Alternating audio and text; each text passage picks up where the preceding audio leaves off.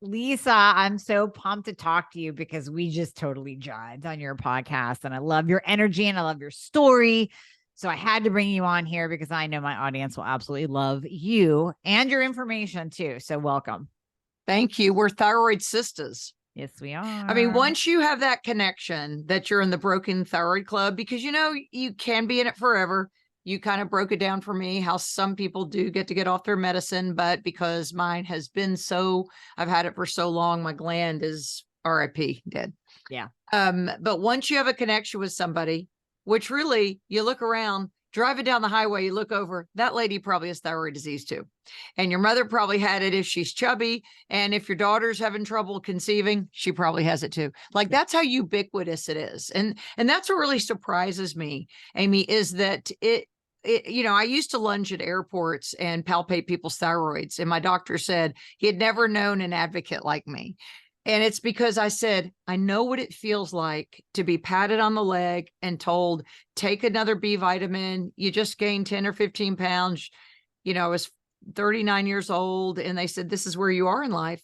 And I dug my heels in it. Part of that is stubbornness. Part of it is knowing that I wasn't going to go into this part of my life, or even then I wasn't even 40, and right into that part of my life, kicking and screaming or being tired all the time. I wasn't going to have it. So you have to, and you do too, you have to have the resolve and the chutzpah to get in there and say, I'm mad as hell and I'm not taking it anymore. I'm going to feel better. And you know what? I'm 60 years old and I feel much better than I did at 39, much better than I did at probably 35. And that's probably about the onset of my disease. As you know, it's insidious. It can be a slow onset. And the gland, man, it's like the little choo-choo. I think I can. That gland is trying to push out some thyroid hormone. That TSH starts getting elevated. And that's when all hands need to get on deck. That's when you need to have a provider who you can communicate with that will say, you know what? Your TSH was 1.5 last year. It's 2.5 this year.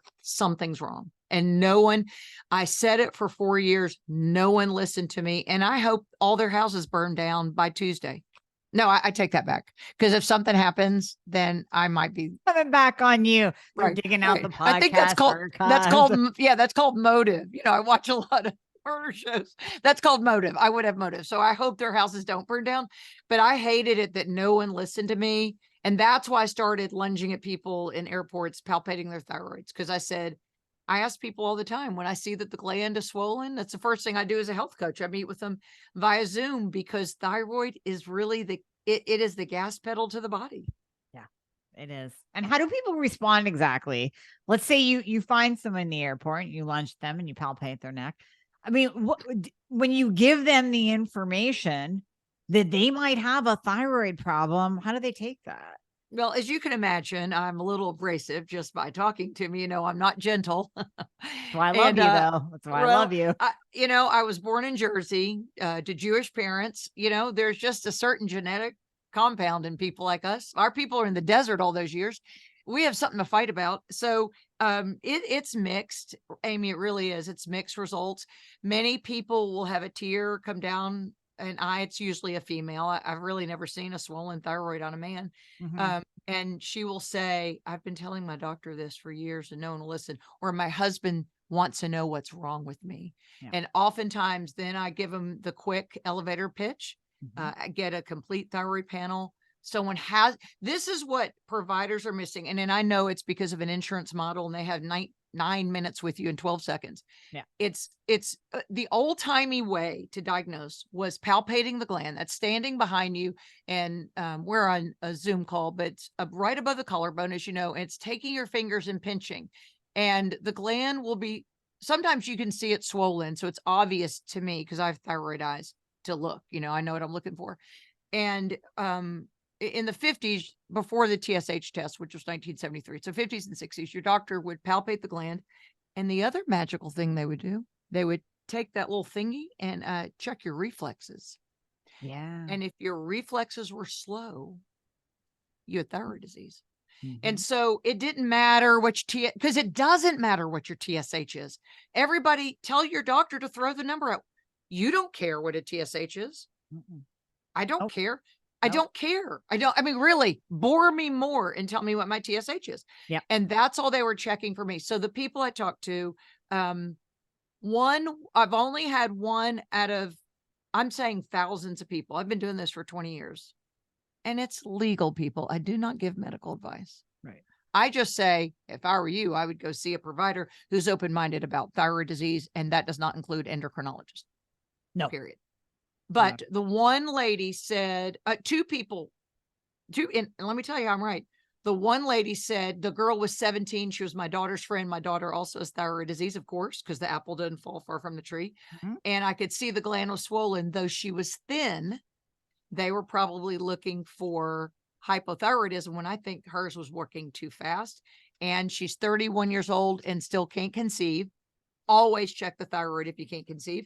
Yep. And the other girl told me, we were standing in line someplace and I looked over and I just said, and I really am more gentle than I come across, but I said, hey, because you can weasel your way into this easily and say, hey, if you're sitting there talking to her, we were waiting on a speaker. I'm like, do. And I saw the gland and she was puffy faced. Her nails look split. I mean, you can see it. The eyebrows, the tail, the outer third of the eyebrows are gone. Right. And I said, gosh, the craziest thing happened to me. I said, I had this thyroid disease. And she said, well, I've been thinking I did. But so I said, I would check. And so her provider probably just ran a TSH.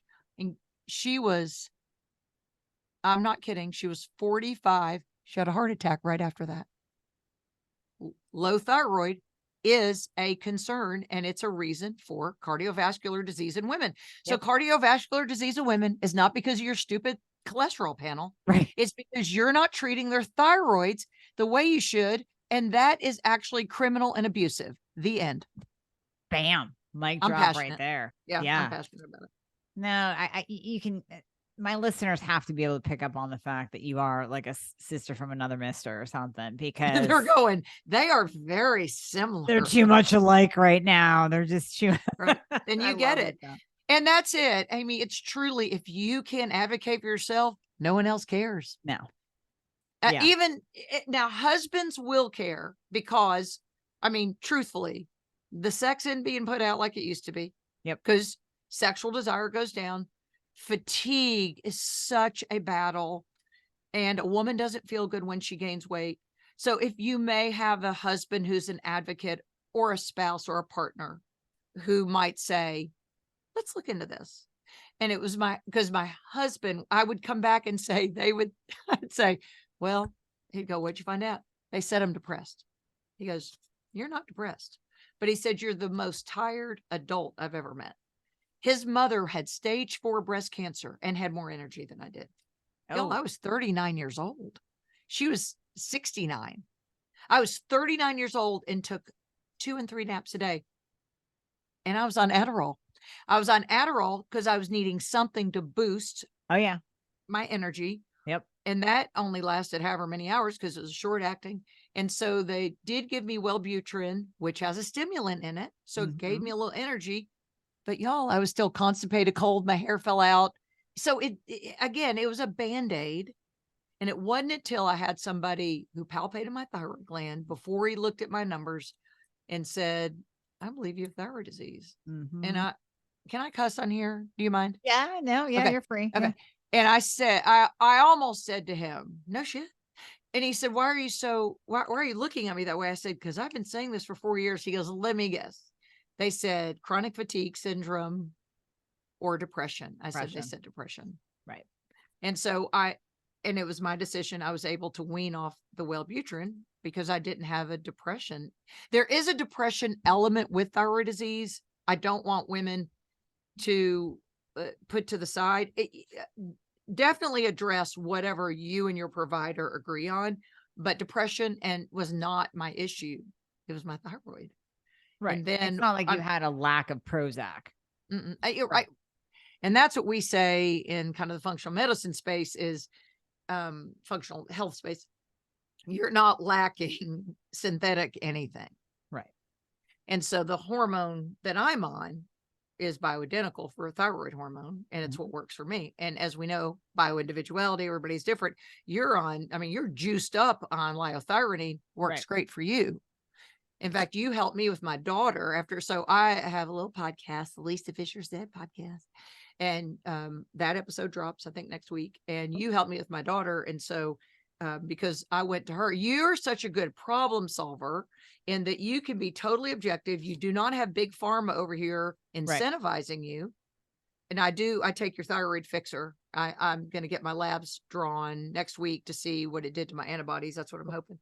But you helped me with my daughter so much that she came back yesterday. And I told you she was, just to remind everybody, I'm violating her PHI. I'm sure I'm not, because I'm not telling you her name, but she's thin, because weight does have something to do with the way they titrate your medicine. I will say that. And that's kind of just a plumb line for him. But she's 5'7" and 130 pounds. So she's thin, but they put her on a high dose, and you said to keep going with it, you were the one saying, let's try this, try that. And that's what you have to do. You have to have an advocate like you, Amy, that people, in fact, I just sent one of my clients to you because she's like, oh, but my numbers aren't right. And I don't feel right. And I said, you know what? Don't go back to a doctor. Cause she said, I just gonna try to find another doctor. I said, stop. I said, here's Dr. Amy. Right. She's the thyroid whisperer. I said, she's going to be able to get in there. I said, you need someone objective who can look at everything and go, well, here's the obvious hole. Yeah. Is this? And like you take a lot of T3, we hope we take T4 and it converts to T3. It's not. Right. But not everybody does. But we're all different. Right. We're all different. And that's what I love about you, is that you're not incentivized by any group. And you really care about people enough to say, I think I figured it out. And that's all people need. You need someone that can partner with you that will say, I think I figured it out. Yeah. Yeah, exactly. Okay. Wait, we have so much to unpack. First of all, I want to rewind to one of the things that you said and circle back to it, that even with the husbands coming in and your desire for sex goes down, I talk about this a lot. You can give me your opinion, and then we'll actually get into your story too. But on that note that you just mentioned, I think a lot of it is to how we feel about ourselves and even our brain function. So yeah, we say like low libido, and the husband's over there going like, you don't even want me anymore. Like we never do it. And in the women's mind, because let's face it, women have more thyroid problems than men. Like you said, you've never palpated a thyroid in the airport of a man because you just don't see it. The guys get it, but not as much as us. I think for women, we get that depression of the brain, not that you need like, Prozac or Wellbutrin, but you get that low T3 in the brain because there's receptor sites for T3 in the brain. So we have that low brain function. We have that low motivation, that low mood, depression. Then we're putting on weight most of the time. Like you said, weight isn't a component 100% of the time with thyroid, but it is, I would say, in about 95% of the cases. And especially women over 35. Yeah, because it's tanking your hormones too. So the thyroid goes wacky. There goes your hormones at an early state, not even in menopause, but you start losing testosterone, losing progesterone. That's right. And I think why would I want to get naked if I'm carrying around an extra 25 pounds? It's not going to happen. I'm not going to you can pump me full of testosterone at that point. I don't want to take my clothes off. They call that to the hormone apron, that when a woman looks down and, if you're not tucking your shirts in, something's wrong. Your body was made for your shirts to be tucked in, not shaming you, not weight shaming anybody. Right. But if we can start having the mindset, Amy, of root cause, there's a cause if you look down and there's an abdomen. It's better, in fact, to pinch it than to have the visceral fat, but it is a warning from the epicenter of your hormones is your hypothalamus, we know, and the brain. So it means that there's a brain disorder, and you owe it to yourself to feel your best, to enjoy your life in your twilight years, whatever, your retirement or your 30s. Again, I was 39. I was 35 when I started having some kind of wonky symptoms, but this isn't for somebody who'll say, well, I'm a feminist and I want to do what I want to do. We were designed to have intercourse and orgasm and to enjoy our sex lives. And if you're not, you owe it to yourself and your partner to find out why. Yep. And thyroid is a huge component, but I'm just telling you because I'm 100 years old. I'm 60, but because I'm 60, for me, it's taken a whole family of bioidentical hormones to get me upright and feeling good. But you know what? I feel better, and I'm slim. I have all the parts that I like. I will say, women, keep your parts. Yeah, keep your parts. Don't get talked into it. Because you'll call us later and go, they talked me into it. That sucked. They said it wouldn't affect my hormones, right? Yeah. We are designed in such a way that really the shoulder bone's connected to the thumb bone, the thumb bone, them bones and bones. It should be them hormones. Yeah. Because that's what it's all about. And so if you understand, and you do, that hormones are chemical messengers. And so sex hormones, we know about those. We know about testosterone, estrogen, progesterone. But thyroid's a hormone. Vitamin D is a hormone. Cortisol is a hormone. So we want to keep them tempered in such a way so that they fire and not misfire. Cortisol misfires as a woman ages, and then that affects her estrogen, and then she looks down and she has the apron. So I'm saying you deserve it.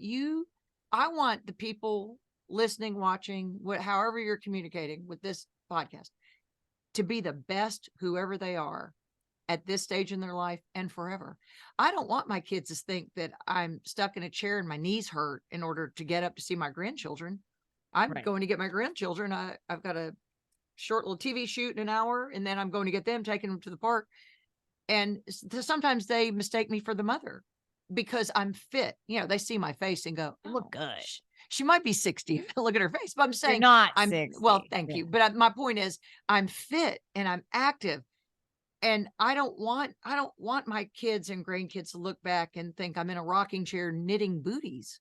Right. Because I had to, I had to dig my heels in on some providers. I have so many, I've broken up with so many providers in order to get the one who communicates well with me. And do not feel bad. You deserve the best. So you've kind of told your story throughout in bits and pieces, but let's bring this all together. So symptoms, misdiagnoses, very similar to mine. You spent 4 years bouncing around until you finally got the diagnosis. So then what did it look like after that? Did you go right into, being on the right treatment? Were there ups and downs? How did that look for you? Well, I'm a journalist, and so a good journalist is investigative in his or her nature and is a good speller. I'm a really good speller. So all you have to do is tell me I have an assignment to study something. Like if I have to write an article, I still write for newspapers and magazines, and you want to tell me this is on healthy bones, because I'm studying about it now. I'm a student of things. Girl, so I got diagnosed in November of 2003. It'd been 4 years. I have vitiligo, and so that's finally what probably put it all together. And he did palpate my thyroid. So all I did, that's all we had then. We had internet access, but we didn't have the proliferation of material that we have now and knowledge. So I did something old fashioned called, I went to the library. Oh, wow. Microfiche? Did you break out the microfiche? Yeah, I did. I got the card catalog out, and I checked out 8 or 9 books that my husband said at night I would read a book, and he called it My Thyroid Murder Mystery. I would turn the page and go, like it, Amy, every day opened my eyes. And then, so my doctor at that point, I weigh about 150. I may have been 160 then, or 150. I don't remember. It was something like that. Cause I remember he gave me 75 micrograms of Synthroid. We know micrograms are small units, and Synthroid is measured that way, which is a joke. It's like taking a Tic Tac. Yeah. So he said, you can come back in 4 to 6 weeks and we'll look at we'll maybe bump up your medicine. Well, I read the Healthy Thyroid book. I read the so-and-so thyroid book. I read Dr.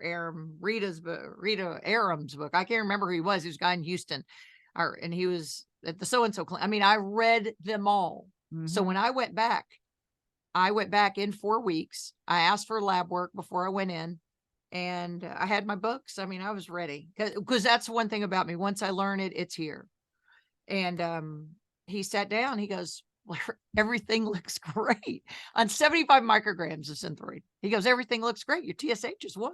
Oh, and I said, he said, we think that's a good number. I go, is there someone in your pocket? Like, who's we? He said, well, the American Society of Endocrinologists or whatever it is, because that's the first person who did diagnose me. So I do give him props.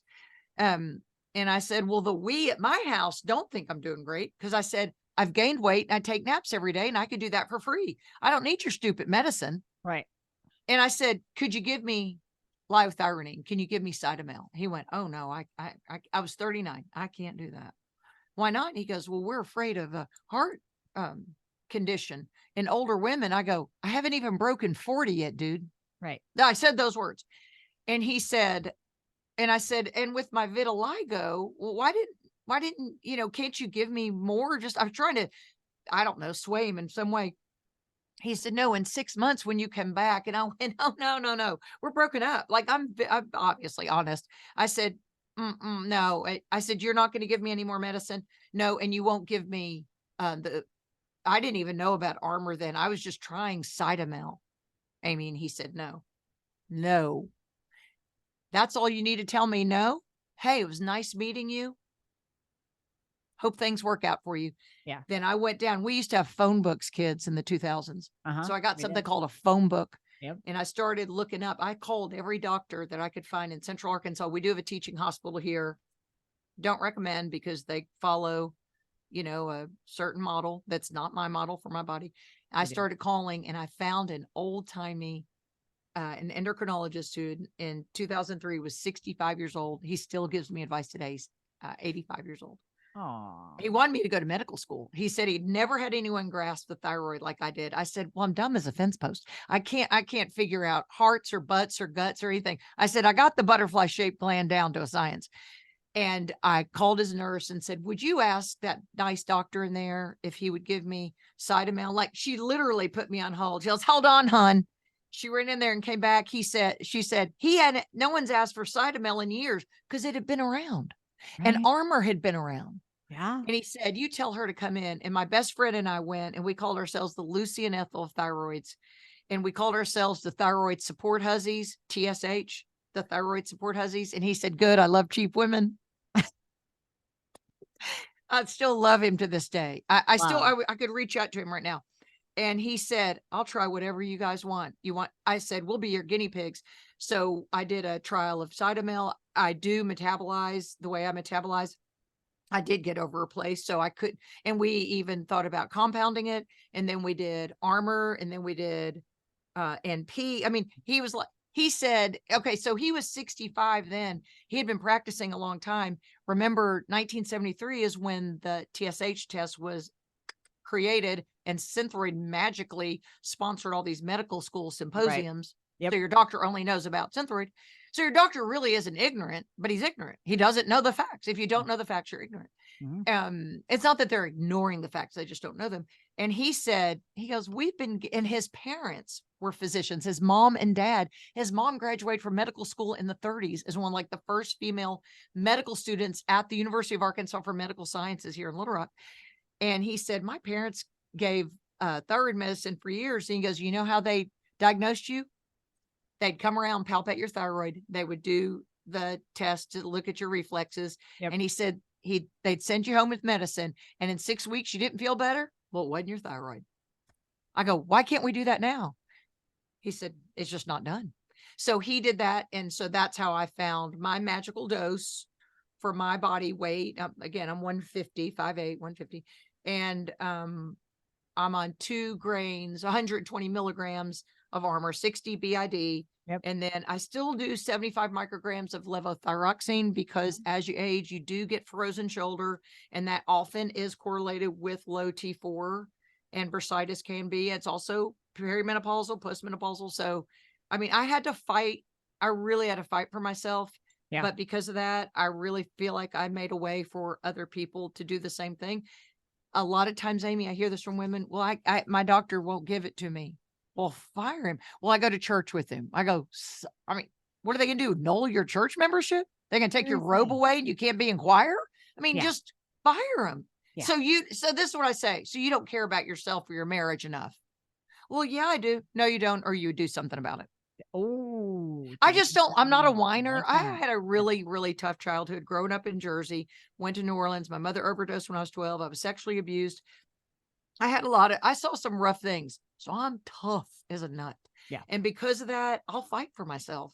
And I don't care if you don't like me. I mean, who wouldn't like somebody because you would switch doctors? Well, then that's not a real friendship.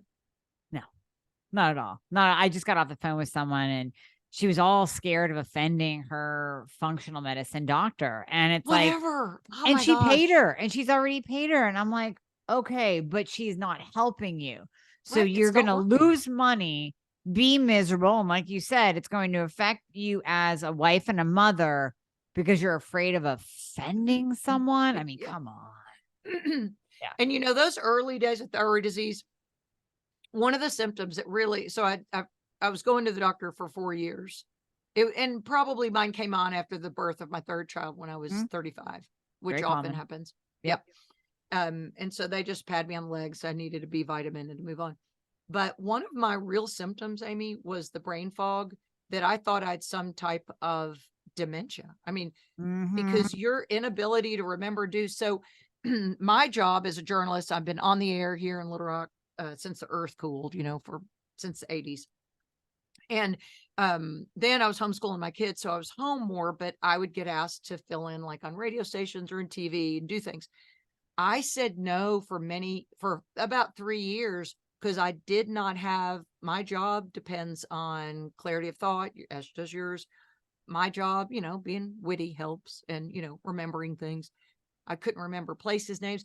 I couldn't think of the word, like I'm holding a pen. I would look at it and go, the baseball, Dr. Pepper. And like I wasn't even close. Do you remember that of your brain like circling, looking for the word, and you'd go book, mirror. Like I couldn't think of basic words, couldn't remember people's names, and people attribute that to aging. No. Yeah. Stop it. Yeah. Stop dumbing down our or Homo sapiens. My goodness, our people survived on a planet for thousands of years, doing things and staying sharp and also not eating for a few days. So I'm a big proponent of intermittent fasting, but that also keeps your mind sharp. So keeping your mind sharp also is on you, and your family deserves better. I hear that all the time. I'm sure you hear that from your clients that I think I have early Alzheimer's or early dementia. I definitely it's your thought that. thyroid. It's your thyroid. Right. Absolutely. So you're on the bioidentical hormones too, and those help tremendously. I mean, those just kind of stack upon the thyroid treatment. Yes. So I keep some at my desk.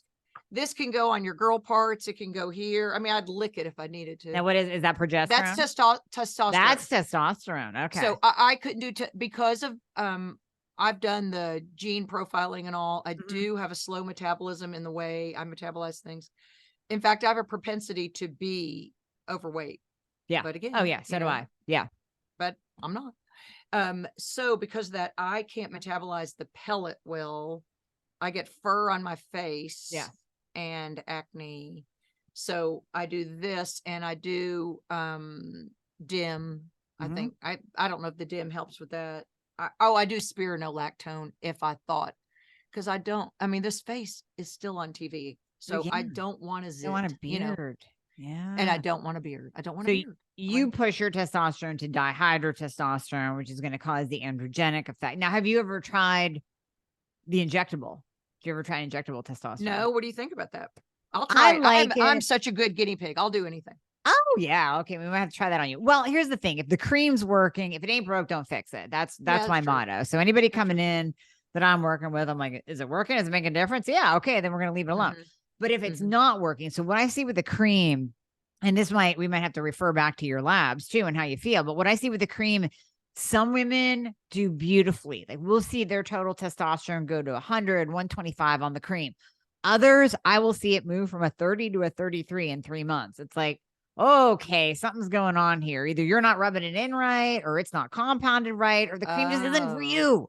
So then we do the injections, and that seems to keep a more steady state. Unlike the pellets, it's not like you're getting this big bolus yeah. of testosterone where you're like, your face freaks out. There's nothing you can do. It's now stuck in your ass. You got to wait 3 months. Yeah. It's you That's can true. control it with the injectable. So maybe you Okay. do, one shot 1 week, and you're like, I got a couple pimples. Okay, back it off. Then do Okay. half that dose Good. and do it every 10 days.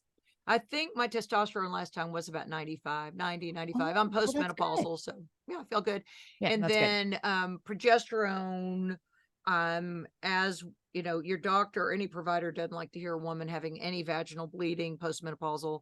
And a lot of times, again, keep your parts. It's often a fibroid that might burst. Yep. And probably that's what happened. So I did bump up to maybe 400 milligrams of progesterone during a time to shed that lining. Yep. And Yep. now I'm back down to about 250. I do take 5 days off a month Yep. to kind of mimic a cycle. Yep. And as we know, progesterone is nature's sedative, and she's a beauty. She's a Mhm. beauty. That's Yep. what I really tell my clients now. These young girls in their 30s, I say, if there's anything I would do, because again, I don't give medical advice, but I say, if it were me, if I were to start over, Right. I would have started progesterone much, much earlier. I think I would have delayed some other kicks in the butt, that estrogen dominance. And that just really, the term estrogen dominance is, it's just the ratio is not right. Yep. And so math is involved. You don't want me doing that. But so then I do an estradiol pellet. Mhm. And I feel great. That's awesome. Beautiful. I Yep. love the balance. I love Yeah. it. Have to have And it. I love that you're saying things that I always say on here, and I'm like, oh, cool. She's saying it again. Like, I like it Yeah. when people back me up. I'm like, I Yes. got a guest on Yes. saying I didn't even pay her to do that. Right. She's just Yeah. saying that because she knows it. Well, because really, this is what my friend, who we said we're the Lucy and Ethel of thyroid support hussies, we wanted to get a bullhorn and stand at the back of Walmart or in the parking lot and say, attention, all women. Are you puffy, constipated, cold? Does your hair fall out? You have thyroid disease. This is not normal parts of aging. Like, we felt so passionate about it because we were there, and we were both in separate situations told by providers, oh, you're fine. You're fine. Yeah. We're, the 10 or 15 pounds. See, it's not about vanity at that point. It means something's wrong. I mean, yeah. Weight gain means something is off. You may be fine with it. But again, I was still on camera, and I just didn't want. I didn't want the apron. That's what I ask my clients now. Can you look down and see an apron? If they say yes, then I go, well, let's do something about that. I don't care what the number is on the scale. The number on the scale is kind of stupid. In fact, it is. The numbers you need to look at are fasting insulin, high sensitivity C-reactive protein, if you want to look at inflammation, because inflammation is a huge component in this. Do you remember in the early days how puffy your face was in the morning when your thyroid was low? I had full moon face. Like, I have pictures somewhere, but I can't find them. I wish I kind of could. I probably threw them out. I don't want to look at mine. Right. Yeah. And puffy hands, puffy under my eyes. Food sensitivities were very high. I will say I've had to pare it down to certain foods that I eat, animal-based diet. And I really can't veer from it, Amy, because I don't know if my liver, our livers are toxic sludges of dump. Yep. Because of perfumes and phthalates and everybody, everybody that has that. So I do try to give my little liver a break, and I do wonder sometimes what's going on. I do the Queen of Thrones. I'm a sexy beast at night. I have a mouth guard I wear, and I wear the Queen of Thrones liver pack. Queen of Thrones. What is that? That's the brand of the castor oil that you put. I mean, go to Googling. It'll change your life. Okay. Now, what does It's this the do? thing. Isabella Wentz, the Yeah. America's thyroid pharmacist, Right. says that every thyroid patient needs to do it every night, and you wear it on a pack on your abdomen. You can do heat for about an hour, or you can sleep in it. Queen of Okay. Thrones is the product line you want to use. But I'm telling you, he's not going to be meowing at you in bed. He's going to look over and go, really? You're going to Oh, go, I'm doing this to help my thyroid. I got earplugs and mouth tape. Like I'm right there with what's one more thing to make me I that know. much more sexy? Yeah. Yeah. So that's it. Sexy beast. That's what I told my husband. I go, Uh-huh. sexy beast. He'll go, Yeah. So you have the sex before you go to bed, because when you're in bed, it's no go. It's a no go zone. It's a That's no right. go zone. That's exactly it. Okay, so I want to pick your brain about this before we move into intermittent fasting. Because you are a journalist and a health coach and you're such a huge patient advocate, what are your thoughts on the people that just give in? You know, it's like I tend to look at, like when you said Walmart, you go to Walmart and you see these women, and I feel like they've just given up. Like they have bought the narrative that we're getting older. This is what's going to happen. I'm just going to get fat and lose my hair. And that's just it. It's like, what is going on with women's thought processes right now that they're succumbing to that? I don't think they've given in. I think they've been lied to and they believe it. Okay. The Yeah. man they meet with once a year who has a lab coat on and his name says MD at the end, he has her best interest, doesn't he? Oh, wait, he wins a trip to Cabo if he writes a bunch of Synthroid. I think that's a conflict of interest. Oh, he's incentivized if he writes that statin. That's a conflict. As a journalist, that's a conflict of interest. Yeah. So this is the hope I want to give people. It doesn't have to be this way. We're not just lucky. It's not, people look at me and go, well, it's just genetics. I go, oh no, I have a family of type 2 diabetes. Me too. Yep. I again, my gene profile says on there propensity for obesity. So I must be, but I'm having my hormones communicate in a way they don't know anything about it.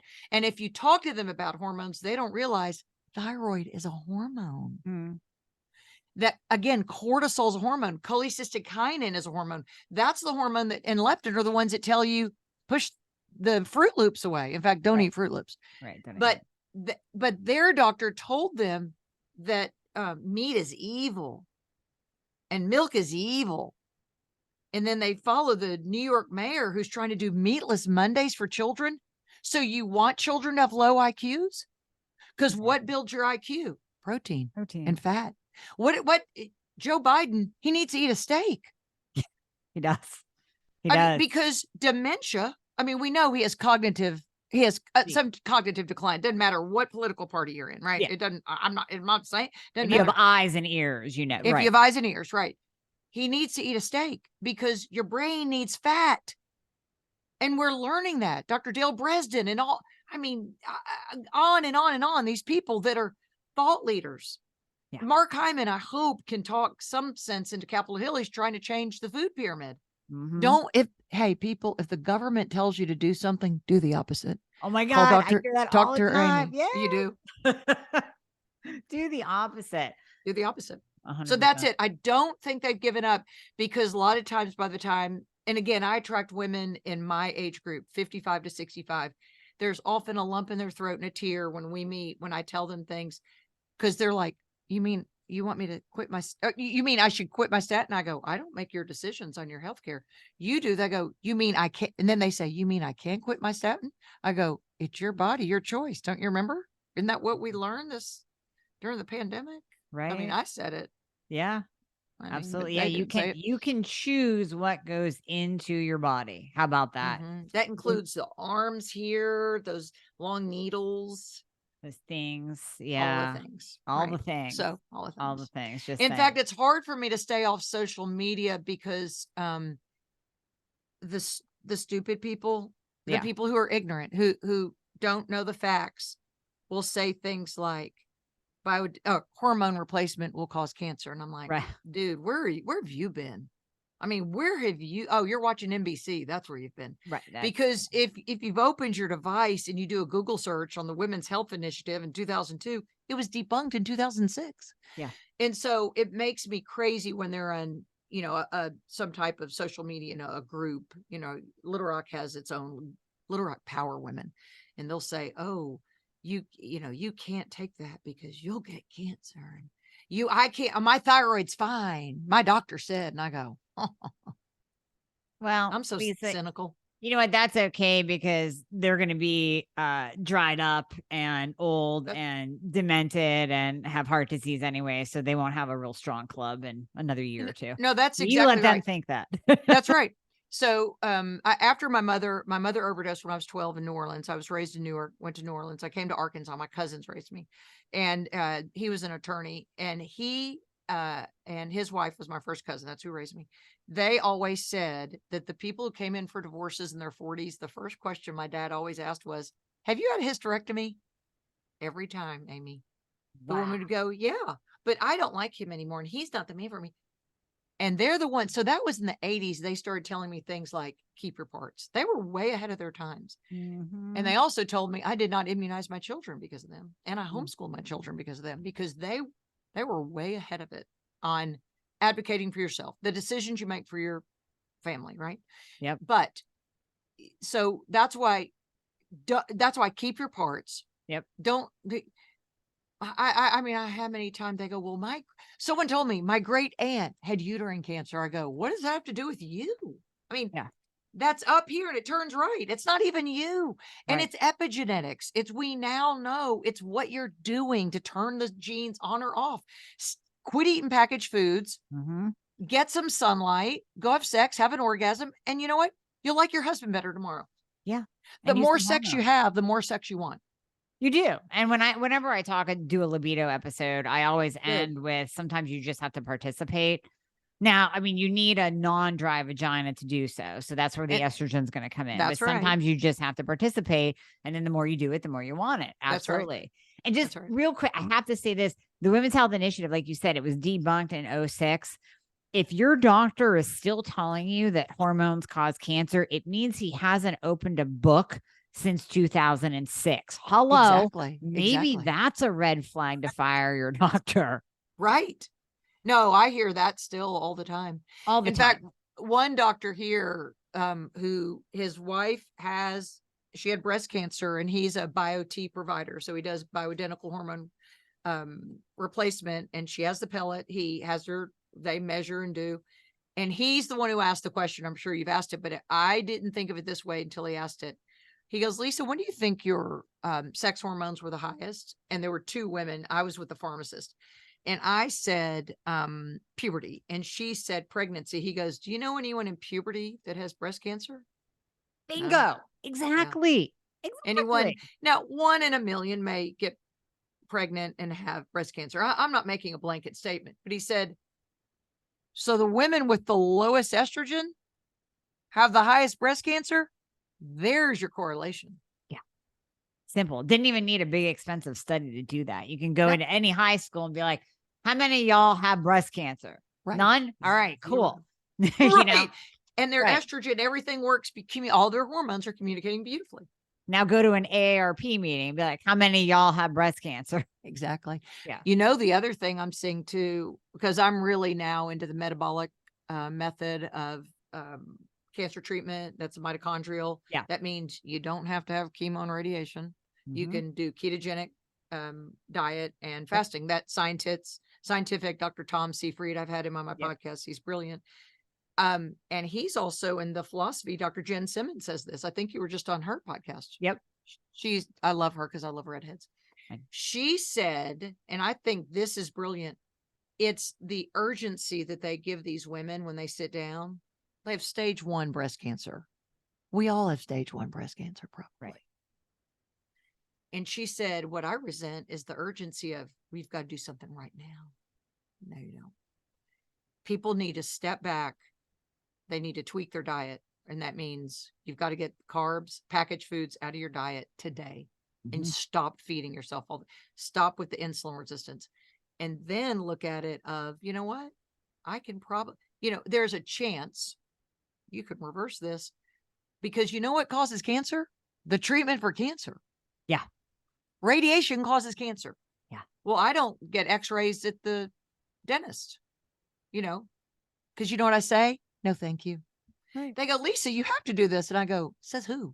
Yeah. I don't have fluoride. I haven't had fluoride in 20 years as a thyroid Right. patient. No, not at all. And so every time, for 20, I mean, my kids were children when they were little, going to the dentist, I would refuse the fluoride treatment. I was the first person they had ever seen do that. That was after I got diagnosed in 2003, because I started advocating for it myself. And you know what?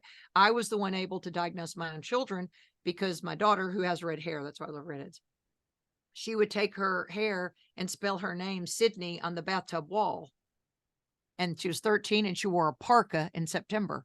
Those are thyroid symptoms. Yes, they are. But she was 13. Her pediatrician said we were fine. My sweet guy, who I love, that took care of me, he's the one who said the apple doesn't fall far from the tree. It's just thyroid disease. Right. And because of that, we're swimmingly along. We're going, life is wonderful, because we're all pretty much thyroid in the way we're replaced in the way we feel. Yeah, you're all optimized. Exactly. Yeah, optimized. Yes. Great term. Now you're mentioning the food. So perfect transition to the last topic. I can't stop talking to you. That's the problem. We could keep going and going and going. But I want to touch on intermittent fasting. Now, I'll give you my take real quick, and then I want to hear your take. The problem that I see with women and intermittent fasting is the protein problem. They're not getting in enough protein already. And then they decide to incorporate in an 18-6 fast or an OMAD. And then they're getting in 30 or 40 grams of protein a day. And they're thinking that that's going to help them lose weight. I think they're over fasting, but I want to hear your take and what you do with your clients. Well, this is very hard. And I just talked to a physician earlier today and interviewed him. And he's what he does is weight loss. And he says it's very challenging, because as we age, we have sarcopenia, as you know, muscle mass, start losing muscle mass at maybe about 1% a year. So 7%, 7 to 10% every decade. So the woman who breaks her hip, he used to be an ER doctor. He said the woman who broke her hip and came to the ER with a broken hip was because her legs were so weak, they couldn't hold her up because she didn't have enough protein. So I do prioritize protein, and I do have everybody get to the point where if they, sip on bone broth in their eating window, that's another 10 grams. So we do things throughout the day that kind of adds up. We also want to reach the best way to reach satiety, because your satiety hormones work. If we talk about leptin, cholecystokinin, they only work if you have fat and protein anyway. They don't work with carbs. That's why you can eat a whole bag of Lay's potato chips, but you would never eat 2 fully loaded baked potatoes, because baked potatoes have fat and protein in them. They have bacon, they have cream or sour cream, they have cheese. And those are all things. So if you can prioritize protein, and I do have to keep an eye on it, and that means best for you, eliminate the carbs and everything. Now, but people say, but Lisa, I want something sweet. I go, at the end of your meal, after your insulin is regulated, your glucose, everybody's woken up, have local fruits in season with some heavy whipping cream if you're not bothered by dairy, and that gets you a little more protein. Or have sour cream. Or again, the bone broth trick is 10 grams of protein. That's boiled good. eggs are only 6 grams, I think, of protein. It's not as much as you think. But you know what? Another trick I just did last week, because I eat between about noon and 5 or 1 and 6 or whatever. It changes. But I had eggs when I opened my window. So I did 3 eggs. That's 18 grams. And then I had a half a cup of cottage cheese. That got me to 30 easily. So then that was it. And then cheese on top. That was a very satiating meal. And then I don't believe in snacking, but for women to get their protein intake and not let the brain think they're full for the day, 10 grams of protein as a snack, and maybe at 3 or 3:30 with good salt in it. And then close your window. I have, we call our eating window, hamburger patty, because again, I'm animal based. If cheese doesn't bother you, and then I can get mine up to maybe 75 or 80. Once in a while, if I find a protein shake, they often bloat me. So I gotta send you mine. I'm gonna send you mine. It's bone collagen based. It does not bloat you at all. Okay, good. Yeah. So that is, I mean, that's a hack then, because I'm saying I'm someone who works hard at it every day. I mean, it's not my life in that I'm trying to be skinny or wear a bikini, right? Even though I could, it's for optimization. It's to feel my best. Again, I still make my living in front of a camera. I want to look my best. I want to feel my best. You know, I want my husband to look over the sexy beast that I am at night. Yeah. And I want my husband, you know, I do this for my husband too, as he does for me. He looks like he's a bronze Adonis. I mean, he looks like a former NFL player. He does 1,000 push-ups a day. He's amazing. So, you know what I'm saying? It's mutual respect. We've been married 35 years. It's awesome.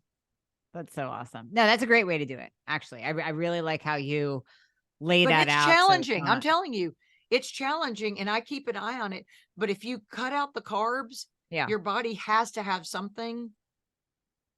Now, if you're still battling weight, we kind of say in the fasting world, ditch the nuts and cheese for a while. Yes. That can bite you in the ass because you're going to overdo it. You're going to overdo it. You're going to overdo it. Mm-hmm. Yeah. And even the peanut butter, because that's really kind of, because it has seed oils. So I'll overdo that all the time. Yeah. Yeah. So, I mean, you do, I'm saying, I'm not telling you, I get to 100 every day. 100's my goal, but I do get full. Yeah. And so, and because of that, I have an on-off switch now. I can't overeat. I couldn't gain weight probably if I tried, because my brain my hormones communicate so well that I would probably vomit. Like and I don't say that self-righteously. I say that I'm hormonally, Dr. Fung says we're hormonally wired to eat and to stop eating. Well, my stop eating switch works, and it's hard to circumvent it with more protein, but I'm saying I try to, it's my goal every day. Sunlight helps a lot too, just keeping bones healthy. So that's another thing I do. Love it. Sunlight every day. Lisa, I love you. I mean, this is just insane. I love how alike we're the same we person, are. right? We're the same person. We're the same person that just had like coffee talk about thyroid. So I love it. Because you're just a sassy blonde. I'm just a sassy brunette. Oh, a little bit of vanilla chocolate there. I like it. Yeah. Very cool. I know. Love it. I love it. I love what you're doing. I love what you're doing. Keep doing it. Ditto. I mean, right back at you. Yeah. Yeah. Let's keep telling people. I love it when people scroll and stop and go, what did she say? Because they're like, but my doctor told me. Yep. And it gets even more challenging because your population isn't as, because I mean, you might see some over 60, but those over 60 really are in a rut with providers who have, I mean, seriously old information, y'all. Old. Yeah. Very, very. And we have to break the 60-year-olds out of their insurance mentality. That's another podcast. But yeah, you gotta invest in yourself. You gotta fire your doctor. You gotta do all the things. Yeah. Again, your husband and children deserve it. Yeah. Do you want to be the woman who's creaking up the stairs? I live in a 3-story house. I'm up and down these stairs all day. And an orthopedic surgeon came over about a year ago, and he said, smartest thing to do. He's 63. Smartest thing to do as a person in your 60s. I said, why? And he goes, because it will keep you nimble. Yep. The last thing you need to do is get that 1-story, 1-level house. Right. Exactly. He said, you need to push your body to go up and down stairs every day. Yep. Challenge your body. Okay. Yep. I'm not talking anymore. Well, no, you have to talk a little more to tell people where they can find you and if they want to work with you and listen to your podcast and all the things. So, because I'm a longtime broadcaster, I did start podcasting in 2020.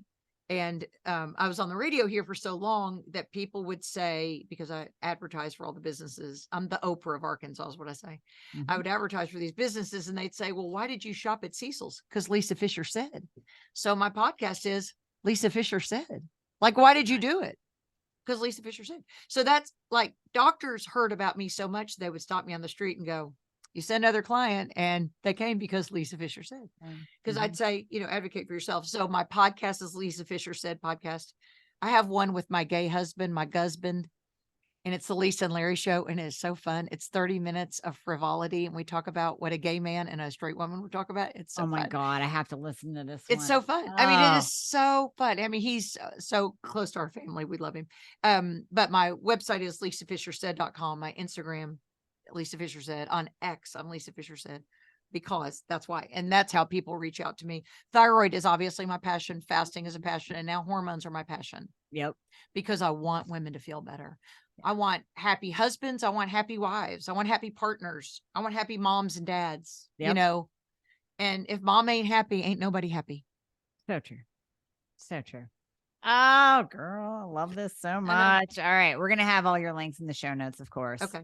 But I Thank you. can't thank you enough for coming on. Thank Yeah, of course, you'll be a repeat guest because Yeah, this is because we too went good. way over time. Sorry. This is just I'm too looking good. at my No, I clock couldn't now. stop. I just couldn't stop. So, Lisa, thank you so much for coming on. Okay. I appreciate Thanks, it. y'all. Bye.